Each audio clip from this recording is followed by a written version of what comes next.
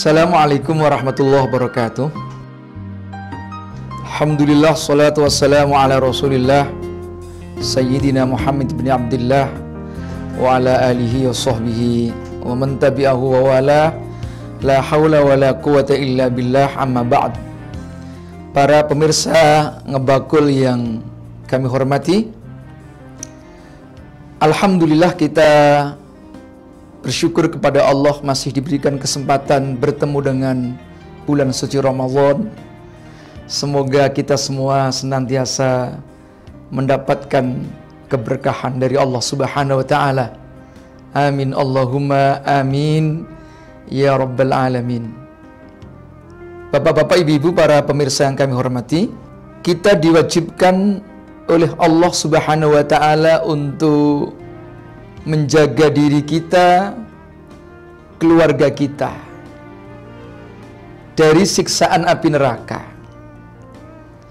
Di dalam Al-Quran, Allah Subhanahu wa taala berfirman, Ya ayyuhalladzina amanu qu anfusakum wa ahlikum nara. Ya ayyuhalladzina amanu, wahai orang-orang yang beriman, ku anfusakum, jagalah dirimu, wa ahlikum, dan keluargamu, naron, dari siksaan api neraka. Al-Imam An-Nawawi Al-Bantani di dalam salah satu kitabnya, yaitu Tafsir Munir, kalangan pesantren sering menyebut dengan kitab Marah Labid. Beliau mengartikan al-alimu wa ad-dibu dengan kalimat alimu, ajarkanlah, wa ad-dibu. Di samping maknanya juga sama, tetapi punya nilai pendidikan moral. Oleh karena itu, kewajiban kita, baik kepada diri kita maupun keluarga kita, yaitu bagaimana kita mendidik dan melatih adab akhlak yang baik, terutama tentang adab. Itu sebabnya Rasulullah Sallallahu Alaihi Wasallam mengatakan, Adabani Rabbi fa ahsana ta'dibi. Tuhanku telah mendidik aku dengan sebaik-baik pendidikan. Nah, oleh karena itu, seperti apa konsep Al-Quran mengenai pendidikan keluarga ini? Mari kita perhatikan di dalam surah Luqman. Allah memberikan contoh dalam sebuah cerita, yaitu cerita Luqmanul Hakim ketika mendidik anaknya. Apa kata Luqman kepada anaknya? Wa idh qala Luqmanu libnihi wa huwa ya'idhuhu ya bunayya la tusyrik billah inna syirka la zulmun azim. Ya bunayya, wahai anakku. Allah menggunakan kalimat ya bunayya ketika menceritakan Luqman memberikan pendidikan kepada anaknya, memberikan nasihat kepada anaknya. Kalimat bunayya ini berasal dari kata bunun atau ibnun, lalu dibuat bentuk tasghir. Tasghir itu ja'ala syai' saghiran, menjadikan sesuatu itu menjadi kecil. Misalnya kita sebut kucing, dalam bahasa Arab itu disebut dengan hurratun, kucing itu.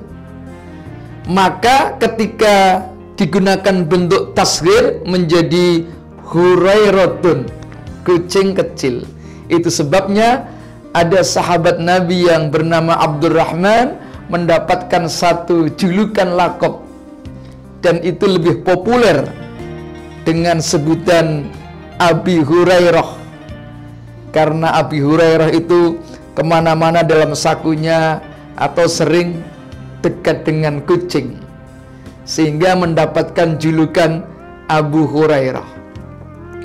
Nah, di samping untuk menunjukkan sesuatu yang kecil tadi, maka tashir juga digunakan untuk memanggil orang karena ada unsur kedekatan atau rasa sayang.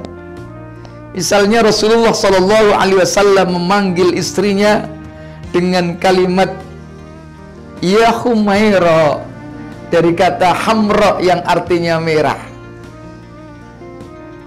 Nah, ini tidak berarti merah kecil, tetapi panggilan ini digunakan untuk sesuatu yang karena ada unsur kedekatan atau karena sayangnya. Itu sebabnya kata ya bunayya digunakan oleh Al-Quran di samping menunjukkan untuk anak kecil, tetapi sesungguhnya lebih mengarah bahasa kasih sayang. Kalau bahasa Indonesia barangkali untuk menyebut kasih sayang itu sering dipenggal, dikurangi. Misalnya cukup dengan panggilan sayang. Sayang pun kadang-kadang dipotong lagi menjadi say, atau juga panggilan yang. Anak-anak muda kan sering menggunakan kalimat say, yang. Artinya apa? Ini sesuatu menunjukkan kedekatan dan rasa kasih sayang. Oleh karena itu Al-Quran menggunakan kalimat ya bunayya, wahai anakku, la tusyrik billah, inna syirka la zulmun azim. Jangan engkau menyekutukan Allah. Karena apa? Inna syirka, perbuatan mensekutukan Allah itu la zulmun azim, sama dengan kezaliman yang besar, dosa yang besar.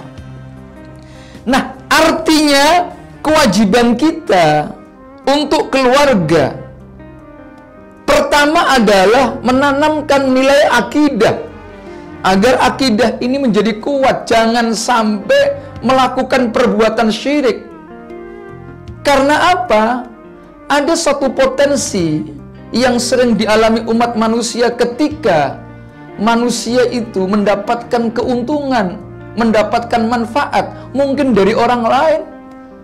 Kalau terus-menerus, ini ada potensi untuk mensekutukan kepada sesuatu yang memberikan manfaat. Contoh, kenapa ada orang sampai menyembah matahari? Karena mereka menganggap matahari memberikan manfaat dan keuntungan. Ada orang menyembah angin, air, dan lain sebagainya. Karena apa? Karena air, angin itu memberikan manfaat. Bahkan ada orang yang menyembah batu, berhala. Karena apa? Pada waktu itu, pada zamannya, banyak orang yang mendapatkan perlindungan dari batu ketika waktu, mungkin waktu dingin, waktu musim panas, mendapatkan manfaat dari batu. Oleh karena itu, menuhankan batu. Nah, sekarang konteksnya mungkin bisa jadi orang itu menyekutukan Allah dengan cara jabatan atau kedudukan dan lain sebagainya. Itu yang pertama.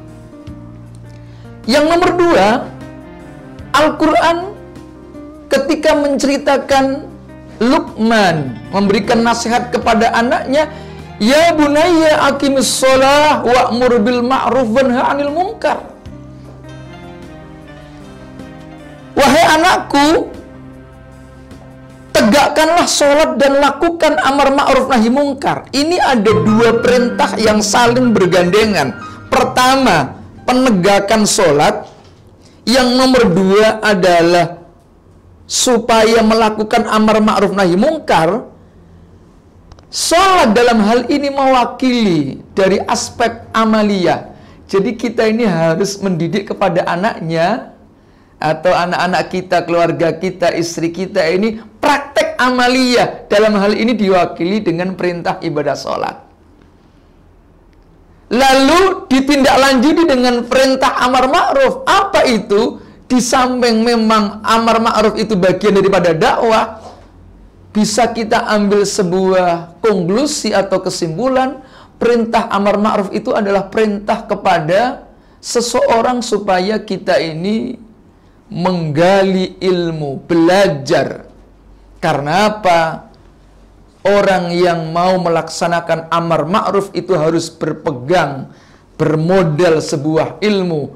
Nah, itu sebabnya al-ma'ruf berasal dari kata arofa. Muncul kata irfanan yang artinya pengetahuan. Itu sebabnya ilmu dan amal itu harus berjalan sama-sama. Nah, yang ketiga adalah perintah supaya dibekali al-akhlakul karimah. Itu sebabnya Al-Imam Al-Junaidi menjelaskan samratul ilmi hiya al-akhlakul karimah. Buah daripada ilmu pengetahuan itu adalah akhlak yang mulia. Kesimpulannya, kewajiban orang tua pertama menanamkan akidah, mendidik amaliyah dan menanamkan ilmu pengetahuan, serta bagaimana melatih supaya anak-anaknya itu mempunyai akhlak moralitas yang baik. Wallahul muwafiq ila aqwamit thoriq. Assalamualaikum warahmatullahi wabarakatuh.